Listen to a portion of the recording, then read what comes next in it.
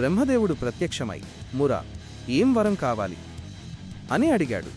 మురాసురుడు తెలివిగా, స్వామీ, నాకు మరణమనేది ఉండకూడదు. దేవతలు, గంధర్వులు, యక్షులు, రాక్షసులు ఇలా ఎవరి చేతిలోనూ నాకు చావు రాకూడదు. నా కంటి చూపుతోనే శత్రువులు భస్మమైపోవాలి అని కోరుకున్నాడు. బ్రహ్మదేవుడు తథాస్తు అని వరమిచ్చి అంతర్ధానమయ్యాడు. ఇక అప్పటినుండి మురాసురుడికి అహంకారం తలకెక్కింది. దేవతలపై యుద్ధం వరం చేతిలో ఉండటంతో మురాసురుడు నేరుగా స్వర్గలోకంపై దాడి చేశాడు. ఇంద్రుడిని, ఇతర దేవతలను తరిమికొట్టి దేవలోకాన్ని ఆక్రమించుకున్నాడు. వాయువు, అగ్ని, యముడు ఇలా అందరి అధికారాలను తనే లాగేసుకున్నాడు. దేవతలు అతనిని ఎదిరించలేక ప్రాణభయంతో పరుగులు తీశారు. మురాసురుడి కంటిచూపుకి చిక్కితే చాలు, ఎవరైనా సరే భస్మం అయిపోవాల్సిందే. లోకమంతా అరాచకం రాజ్యమేలింది.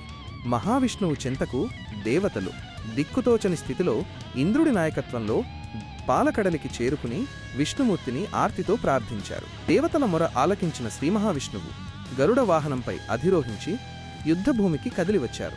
అది సామాన్యమైన యుద్ధం కాదు. అల్పాచల నగరం వద్ద జరిగిన ఒక మహాసంగ్రామం.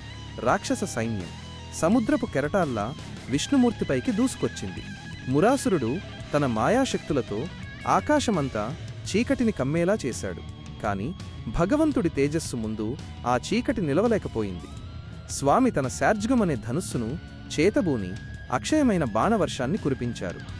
ఒక్కొక్క బాణం వేలమంది రాక్షసుల తలలను తెగనరుకుతుంటే యుద్ధభూమి రక్తసిక్తమైంది. ఆయుధాల గర్జన. మురాసురుడు అజేయమైన గదను విసిరినప్పుడు విష్ణుమూర్తి తన కౌమోదకి అనే గదతో దానిని అడ్డుకున్నారు. ఆ రెండు గదలు తగిలినప్పుడు వచ్చిన శబ్దం పిడుగులు పడినట్లుగా. అప్పుడు మురాసురుడు త్రిశూలాన్ని ధరించి స్వామివైపు దూకాడు. వెంటనే విష్ణుమూర్తి తన నందకం అనే ఖడ్గాన్ని బయటకు తీశారు. ఆ కత్తి ధాటికి మురాసురుడి ఆయుధాలన్నీ ముక్కలయ్యాయి. ఎంతటి ఆయుధం ప్రయోగించినా స్వామి చిరునవ్వుతో వాటిని తిప్పికొట్టారు. సుదర్శన చక్రం ప్రయోగం. చివరికి